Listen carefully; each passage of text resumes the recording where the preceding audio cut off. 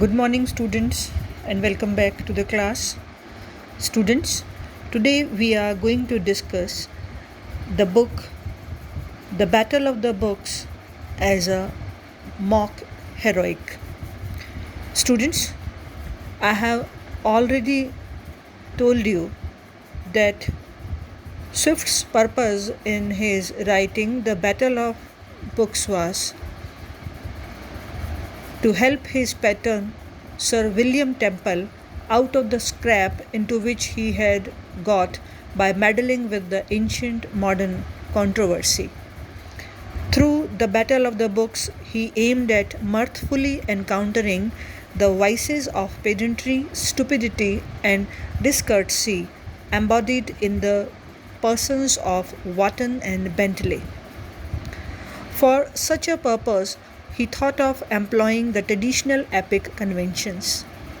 It may be pointed out here that Sir William Temple was against degrading the conventions of the epic by using them in frivolous work. Nevertheless, Swift gave to the battle the shape of a mock epic. He was the first writer in the history of English literature to employ mock epic devices in a prose satire. Students, in the Battle of the Books, Swift adopted the epic style and the conventional devices sanctified by Homer and Virgil. The action in the main is heroic one and a fit subject for the epic.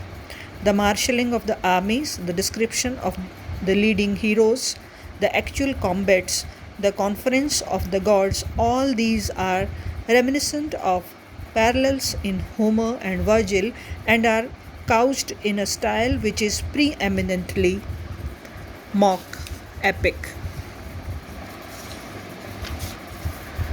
Students, at a single glance over the Battle of the Books, several mock epic features of the book come into prominence.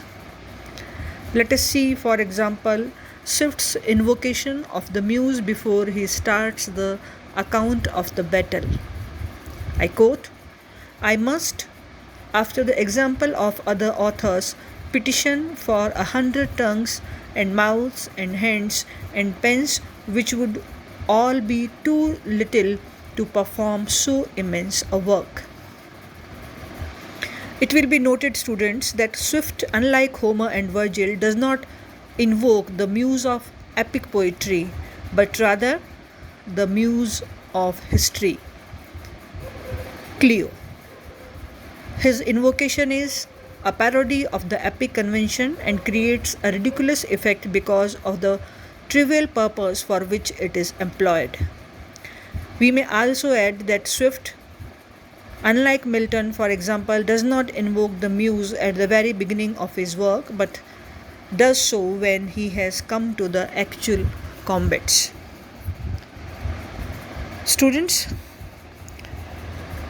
in his description of the armies, Swift is clearly burlesquing the conventional epic style.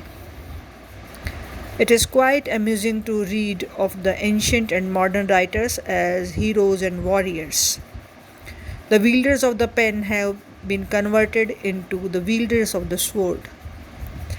Swift writes as he himself were proficient in the art of war as well as the art of writing. The troops are divided into various battalions led by army chiefs.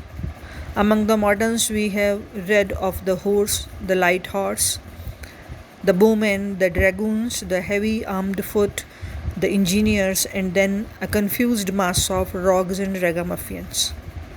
Among the ancients, there are fewer divisions, but they have more cohesion. The presentation of the martial array is essentially after the epic tradition. Students, the description of the battle follows epic precedents. Lances are hurled at each other, furious steeds rush at each other in hand-to-hand combats, valiant men fall and bite the ground.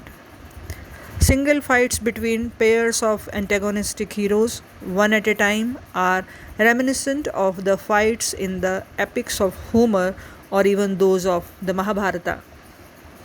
Dryden's desired parley with Virgil has epic precedents.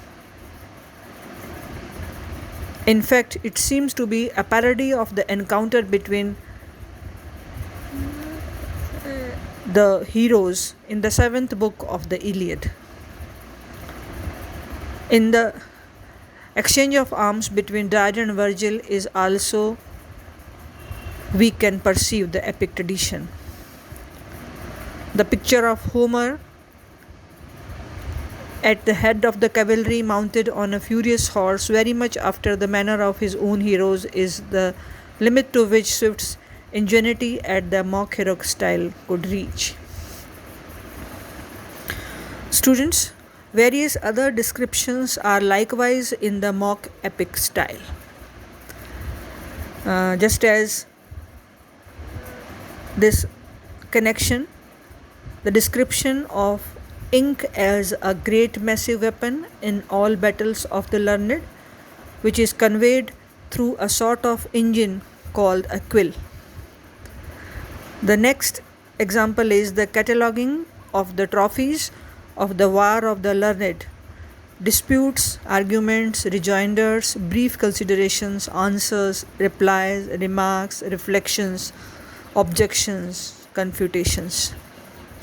Then the description of the spider's castle, which is guarded with turnpikes after the modern way of fortification.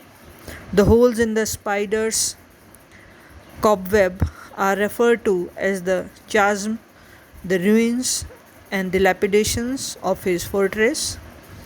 The description of the community of street dogs as a republic and the references to the tyranny, oligarchy, etc. in connection with them are also in tradition of mock epic style.